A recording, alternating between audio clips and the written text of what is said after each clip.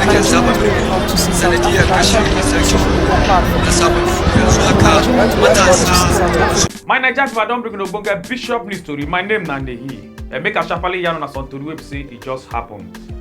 20-year-old Nigerian footballer wey im name be Paul Julius Joan don come kpai after when he get car accident for inside Cyprus. And na the Cyprus State Calabar police na dey come out to come talk say Julius bin dey drive on top the Paralimi Protaras road wey be say im go jam another car wey dey come for im front on Tuesday, August 20, 2024 around that kind 6:30 a.m. early in the morning. Na im dis gbege take happen.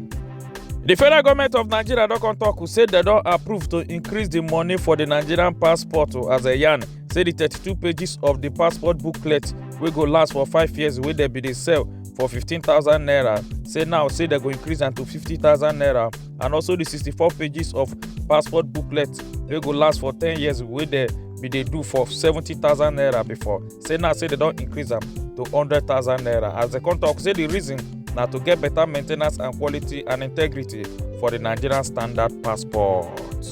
The 16th Emir of Kano wey be Muhammadu Sanusi II don come complete im doctorate degree in Islamic law for inside the University of London, United Kingdom.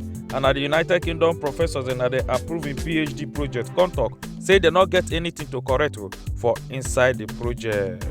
A fortunate position to be the very first to congratulate Emir Sanusi on having passed the examination without any corrections. So congratulations to Dr. Sanusi, I can say. The Lagos State Calabar police don arrest 3 suspects wey their name be Taiwo Olayinka 30 years old, Aziz Sodiq 33 years old, Saidi Monstrok 23 years old after they try to kidnap one car dealer for inside Ebute Igbogbo Road for Ikorodu. As Calabar police come dey talk say they don put all of them for inside their cell. 21 years old final year student of Kwara State College of Health and Technology Offa wey her name be Awesu Mojisola Oluwafumike wey just celebrate her signing out 3 weeks ago. They don come see her dead body wey be say they drop for inside dustbin after one man call her for phone say make she come escort am take go on party and she go must act like im girlfriend wey make the man come pay her 50,000 naira. And when the girl come reach there na so he come call her friend come tell her say her body no dey settle at all, say because for this place where she dey say nothing be like say na party dey happen for inside here. And this gbege happen on August 9, 2024. The Nigerian Lagos Fire Service and Rescue Team don come help to make sure say fire kasala no go happen after one loaded gas tanker come fall come block road around that Antonio Oke area of Lagos State on Wednesday, August 21st, 2024. As e come cause ogbonge traffic for that road wey make plenty people wey say that they come back from work dem no fit drive go back house safely. For on top this picture wey dem see the former vice president of Nigeria wey be Yemi Osinbajo and also the former Labour Party presidential candidate wey be Peter Obi as they come follow among the global leaders wey be say they invite to participate for inside the 2024 International Leaders Forum wey they hold for inside United States of America. After when Milan bandit dem come post this video of how they take by the Emir of Gobese because he not provide ransom. Na so the people of Sokoto don come provoke for Nigerian police as they go jam head together for inside Sabon Beni come even dey burn tire for street. Abu ya faru yanzu haka matasa sun nuna gobirawa suke ɗaya suke sun haihu ga uwayensu zanga-zanga ta ɓarke yanzu haka ga sun nuhi gidan dibiti gwamna dan caji domin su.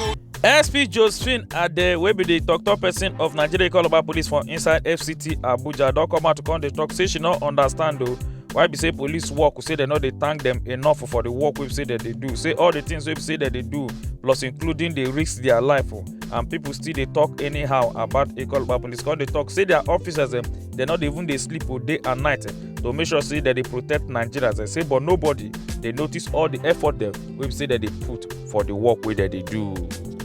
Trouble dey sleep, Nyanga con go wake am. Some South African people there wey say they carry their phone con go dey order for both taxi drivers wey dey for inside Nigeria. After wey they place the order, na so the Nigerian taxi drivers they go drive come reach their location where they tell them make they go, they come cancel the order. Na so Nigerians they come provoke, come dey order all the taxi drivers wey dey for inside South Africa, come direct all of them, come go one location wey make ogbonge trafficking come happen for that location wey dey for inside South Africa. And no South African person can't even see taxi to use to go anywhere where they won't go today. Say because Nigerians they don't order all the taxi drivers them take go one particular location. And also some Nigerians them also come go they order for television, refrigerator, microwave, even washing machine. Come order them go different locations them. And when those companies they go carry those things, they take go the location where they don't go see anybody we order for those things them. But some South African people they don't come out, come they beg Nigerians and say me they not vessel. Say because this way we say their people they start say it not good at all.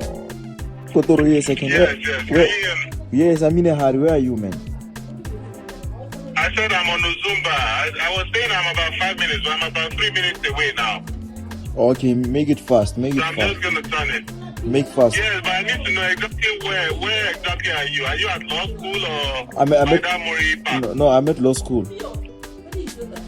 Good driver, don't send message here. What's in it up? Where exactly are you? Where exactly are you? Are they in Korodu? Where you call Korodu? Confirm this order too. Nigerians they don't come they call for the arrest of one girl who say she go flog her friend. Say because that her friend go knock in boyfriend the quick. Now so she come naked down in friend. They come post the girl picture on top WhatsApp group them so everybody go see the girl naked picture. And this begin happen for inside Cross River State. Shut up! If you shout, if you do beep, do I?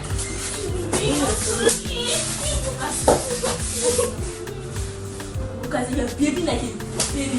One Oyibo man wey go visit the palace of Olu of Warri na so he come carry body wey dey sweet and one go jump go shake the king hand wey make the palace men dey come hold and come show am how to greet the king. As he come kneel down, come greet the king.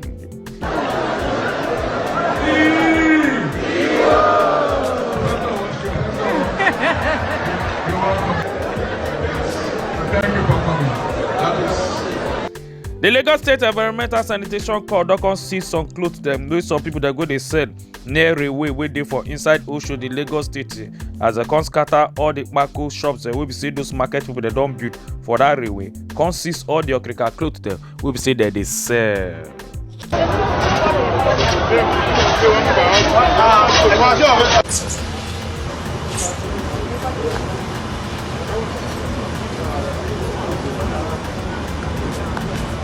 Yes, na Bishop Music Club. My name na Nehi. Make una enjoy your day.